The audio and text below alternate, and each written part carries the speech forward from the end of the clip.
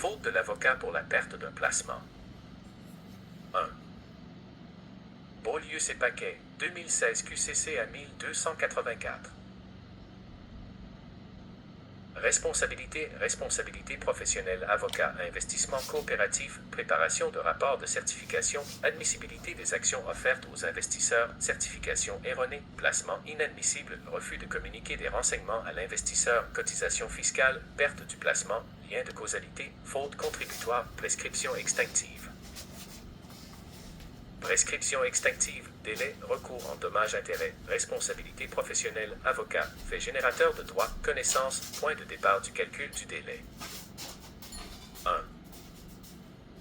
L'appelant se pourvoit contre un jugement du 4 août 2014 de la Cour supérieure, district de Trois-Rivières, l'honorable Alain Bolduc, qui rejette son recours en responsabilité civile professionnelle contre les intimés. 2. L'appelant est un ingénieur aujourd'hui retraité, expert en foresterie.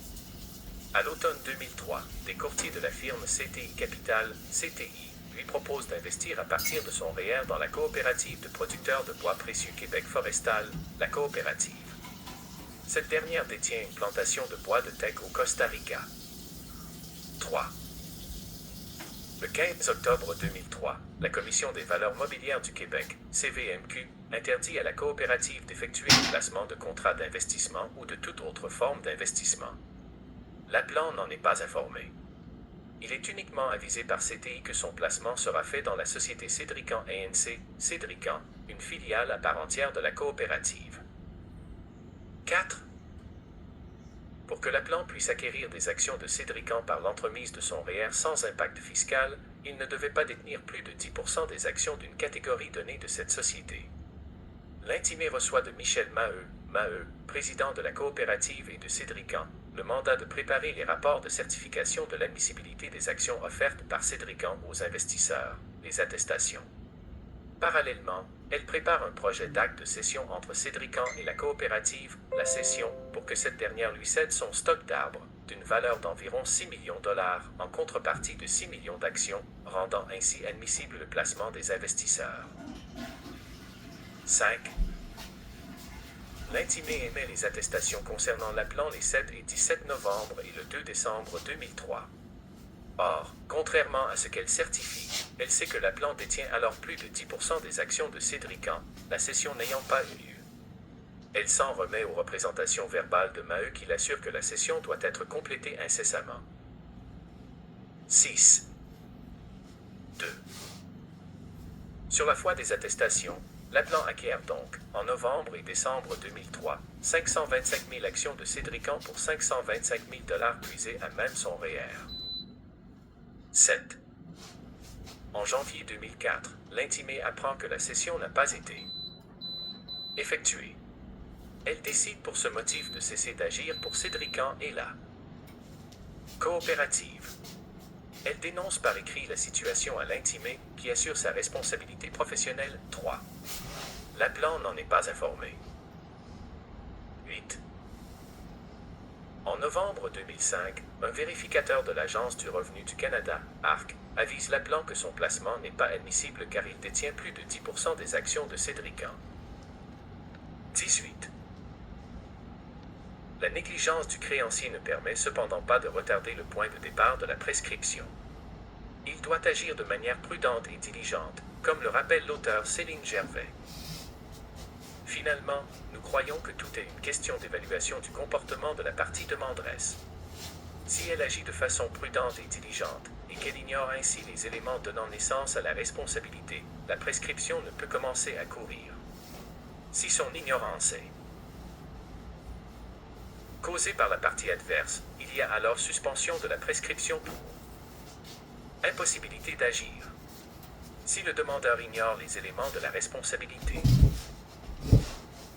potentielle parce qu'il n'a pas agi en personne diligente, on pourra alors considérer que cette ignorance n'a pas repoussé le point de départ de la prescription et que celle-ci a commencé à courir au moment où il aurait pu découvrir les faits soutenant l'exercice de son recours. 6.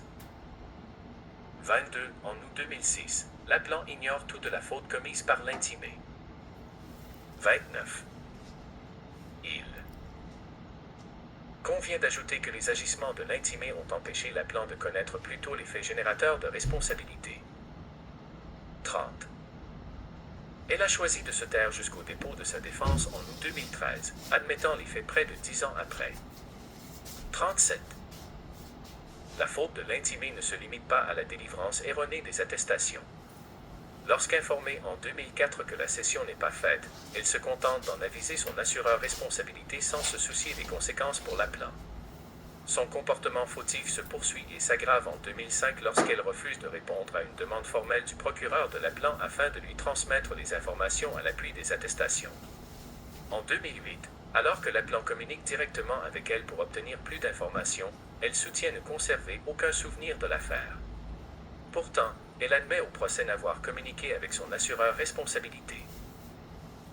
3. Qu'une seule fois dans sa carrière. Enfin, lors de son témoignage devant la CCI, elle se souvient soudainement avoir vérifié le livre des minutes de Cédrican. 38. Il existe indéniablement un lien de causalité entre ces fautes de l'intimé et la perte du placement. La fraude de Maheu explique aussi le préjudice, mais n'auront pas le lien de causalité. Les fautes de l'intimé ont contribué à la perte du placement et s'imbriquent avec celles de Maheu. 40. La séquence des événements démontre qu'il n'y a pas de rupture dans le temps entre les fautes de l'intimé et la perte du placement. 41. Bien malgré elle, l'intimé, par ses agissements fautifs étalés dans le temps, a permis la fraude dont l'appelant a été victime. 42. Enfin, rappelons que l'intensité de la faute peut également, comme le souligne l'auteur Baudouin, avoir un impact sur l'analyse du lien de causalité.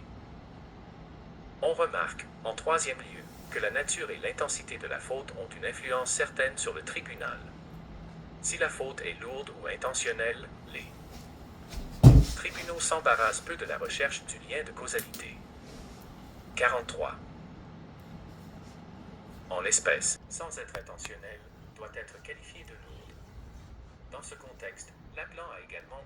Ça, ce sont mes jurisprudences que mon avocat m'avait faites, Jean-Yves Côté, pour les fautes, les omissions. Moi, mes jurisprudences étaient tellement bonnes là, que mon avocat n'a pas voulu les prendre. C'est pour ça que je me suis fait arnaquer, mes chers amis. Il faut faire attention. Mais Jean-Yves Côté, là, je vais vous les laisser toutes les écouter, ces jurisprudences-là, puis enregistrer-là. C'est très important. Parce que les juges, ils vont avec ça, les jurisprudences. Mon avocat, il n'a pas voulu prendre mes jurisprudences, il n'a pas voulu prendre ma chronologie, maître Julien Bérard. Je vais vous laisser encore écouter ça, là. C'est fantastique. Bolduc et Lévy, ville de 2015 QCCA 1428, par municipal, droit, responsabilité, inspecteur municipal, permis de construction, délivrance, conditions du sol, obligation de renseignement. Devoir de conseil, contravention à la réglementation, prescription, recours. En garantie. 53.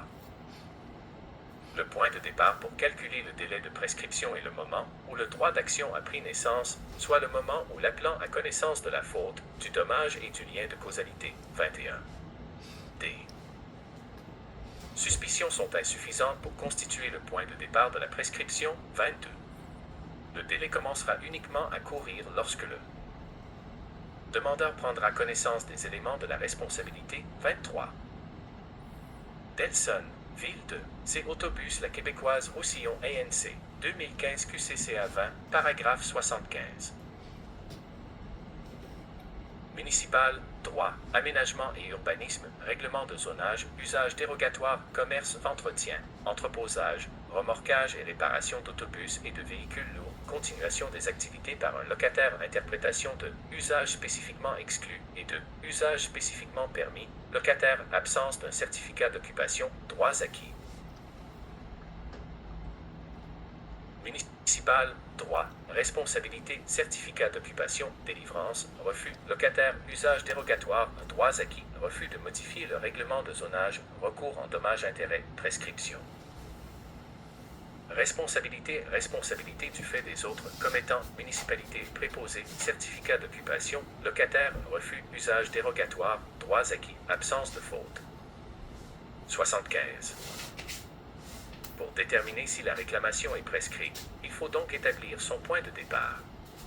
c'est au moment où tous les éléments de responsabilité sont présents, soit la faute, le préjudice et le lien de causalité, que le droit d'action prend naissance en matière de responsabilité civile. 20. Les auteurs. Baudouin, Deslauriers et Moore expliquent la difficulté de fixer le point de départ de la prescription lorsque la faute et le dommage ne surviennent pas simultanément. Le problème devient plus difficile lorsque l'apparition du dommage est retardée par rapport à celle de la faute. Ainsi, lorsqu'un chirurgien oublie une compresse dans le ventre d'un malade et que ce fait ne cause un préjudice que plusieurs années après, il est illogique de faire débuter la prescription de l'action du jour de l'oubli qui est donc celui de la faute reprochée. La jurisprudence, plus réaliste, fait partir le délai du jour de la réalisation du préjudice, puisque c'est à ce moment seulement que les conditions juridiques du droit de poursuite se 5. Trouve enfin réunie, règle qui est maintenant codifiée à l'article 2926. CC 21. Je souligne et référence omise. 76. L'article 2926 CCQ qui s'applique en l'espèce mentionne ceci. A. 2926. Lorsque le droit d'action résulte d'un préjudice moral, corporel ou matériel, qui ne manifeste graduellement ou tardivement, le délai court à compter du jour où il se manifeste pour la première fois. Pelletier C. Demer, 2016 QCCQ 9663, paragraphe ou 2012. Inédit, responsabilité extra-contractuelle d'un avocat, en contexte de droit familial. 8. La prescription est un moyen de se libérer par l'écoulement du temps. En particulier, la prescription extinctive est un moyen d'opposer une fin de non-recevoir à une action. 9.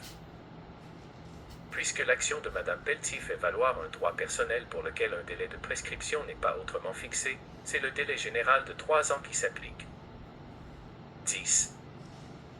En principe, le jour où le droit d'action a pris naissance fixe le point de départ de la prescription extinctive. Le dépôt d'une demande en justice, avant l'expiration du délai de prescription, forme une interruption civile de la prescription. 11. Ainsi, en principe, Mme Pelletier doit déposer sa demande en justice dans les 3 ans du jour où son droit d'action a pris naissance. 12.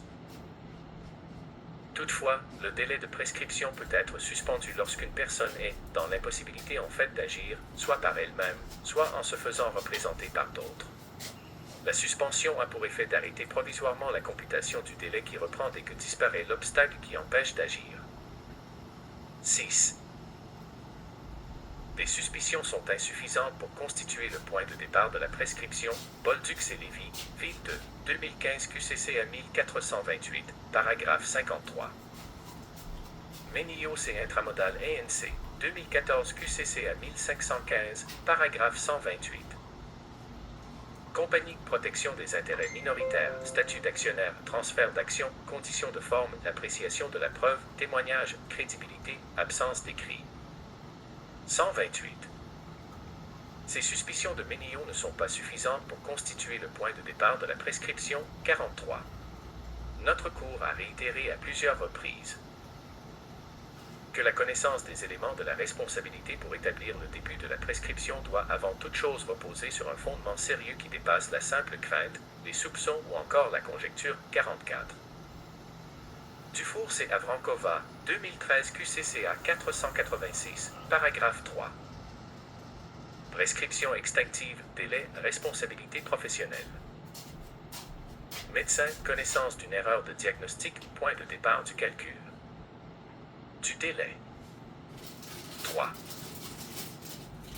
Les soupçons, en l'espèce, n'étaient pas suffisants pour faire naître leur droit d'action au sens de l'art. 2880 du Code civil du Québec. Les actions en justice ne sont pas des pêches à l'aveuglette et l'on ne poursuit pas quelqu'un dans le but de découvrir qu'il nous a causé préjudice, mais bien parce que l'on est, déjà, raisonnablement certain qu'il a commis une faute ayant causé préjudice. 2. Dufour et Avrankova, 2012 QCCS 3208, paragraphe 21, confirmé sur ce point par Dufour et Avrankova, 2013 QCCA 486, CA, paragraphe 1. Prescription extinctive, délai, recours en responsabilité médicale, connaissance des problèmes reliés à la qualité des services rendus. Point 2. Départ du calcul du délai. 21. Le point de départ de ces 3 années se situe au moment où les principaux intéressés connaissent avec suffisamment de précision les reproches qu'elles adressent à certaines personnes dont elles connaissent l'identité et la nature des dommages que leurs faits et gestes leur ont causés. 7. LHMC Décari, 2012 QCCA 2071. Ça, c'est tout des jurisprudences, mes amis, contre les avocats qui font pas leur job comme il faut. Un très beau travail que Maître Jean-Yves Côté a fait pour moi. Maître Jean-Yves Côté, le meilleur avocat. Sans assise juridique, réclamation exagérée. 10. Déposer un acte de procédure devant un tribunal judiciaire est un geste grave et empreint de solennité qui engage l'intégrité de celui qui en prend l'initiative. On ne peut tolérer qu'un tel geste soit fait à la légère, dans le but de chercher à tâtons une quelconque cause d'action dont on ignore pour le moment la raison d'être, mais qu'on s'emploiera à découvrir en alléguant divers torts hypothétiques et en usant de la procédure à des fins purement exploratoires. Air Transat AT&ANC Taillefer, 2006 QCCA 18. Travail, responsabilité et obligation, employeur, atteinte à la réputation, diffamation, prescription extinctive, point de départ du calcul du délai, connaissance de la source de la diffamation, appel, absence d'erreur manifeste et dominante. Prescription extinctive, délai, atteinte à la réputation, point 2. Départ du calcul du délai, connaissance de la source de la diffamation. 15. S'il avait intenté un recours contre les appelants avant cette date, il l'aurait fait sur la seule base de vagues soupçons, s'exposant du même coup à être poursuivi en dommages. Il aurait fait preuve de témérité, comme la juge de première instance le souligne. Prescription, 3 éléments, faute, dommage, lien causal. 8. Monopro Ltd, c'est Montréal Trust, 2000 CAN LI 7400, CA, paragraphe 17, autorisation de pourvoi à la CSC refusée, CS CAN, 25 janvier 2001, 27 953. Prescription extinctive, délai, action en dommages-intérêts, responsabilité extracontractuelle, agent immobilier, achat d'un immeuble. Commercial, absence de renouvellement d'un bail commercial, point 2. Toutes des causes. Départ du calcul du délai. C'est fait. Peuvent servir 17. contre un avocat qui fait mal son ouvrage. C'est fantastique. Sur la question de la prescription, la plante soutient avec raison que la prescription ne commence à courir que lorsque tous les éléments de responsabilité sont présents, soit la faute, le dommage et le lien de causalité. L'ISOL de Construction Corporation c'est Aéroport de Montréal, 2005 et RJQ 63, CS, paragraphe 108 à 117. Louage des choses, bail commercial, obligation du locataire, changement de destination des lieux loués, terrain situé sur l'emplacement d'un aéroport, vocation de l'aéroport, transfert des vols vers un autre aéroport, résiliation du bail, dommage-intérêt. Prescription extinctive, délai, action en dommage-intérêt. Responsabilité du locataire, bail commercial, changement de destination des lieux loués, point de départ du calcul du délai. 116. La prescription ne peut commencer à courir avant qu'il n'y ait un dommage. Et lorsqu'on parle de dommage, il s'agit d'un dommage tangible. Céline Gervais, La prescription, Coansville, édition Yvon Blais, 2009, p. 109 et 110. Édith Lambert, La prescription, art 2875 à 2933 CCQ, Code commentaire sur le Code civil du Québec, DCQ, Coansville, édition Yvon Blais, 2014, p. 510 à 514. Julie McCann, Prescription extinctive et fin de non-recevoir, Montréal, Wilson et Lafleur, 2011, p. 130. Jean-Louis Baudouin, Patrice Deslauriers et Benoît Moore, La responsabilité civile, 8e édition, vol. 1. Coansville, édition Yvon Blais, 2014, numéro 1 à 1322, p. 1158. 9. Astérisque astérisque astérisque Tremblay, Caroline, La responsabilité de l'avocat, jurisprudence. Récente, dans volume 436, développement récent en droit D. Assurance, 2017. https://edoctrine.cage.qc.ca/déclin-récent/3C/3C8962921 4 jugements récents. Responsabilité extra-contractuelle. La faute extra-contractuelle d'un avocat résultera, souvent, d'un manquement à la loi ou de la commission d'une négligence envers une personne à l'endroit de laquelle, dans les faits ou par sa conduite, il a une obligation de prudence ou de diligence. L'avocat, comme d'ailleurs tout professionnel, n'est pas responsable de la perte économique subie par tous ceux qui gravitent autour de lui à quelque titre ou à quelque occasion que ce soit. Par contre, il pourra être tenu responsable de la perte économique s'il commet un acte professionnel fautif en soi qu'il sait ou devrait savoir avoir des conséquences pour un tiers. 35. Règle C. Matthieu, 2010 QCC à 1612, paragraphe 49.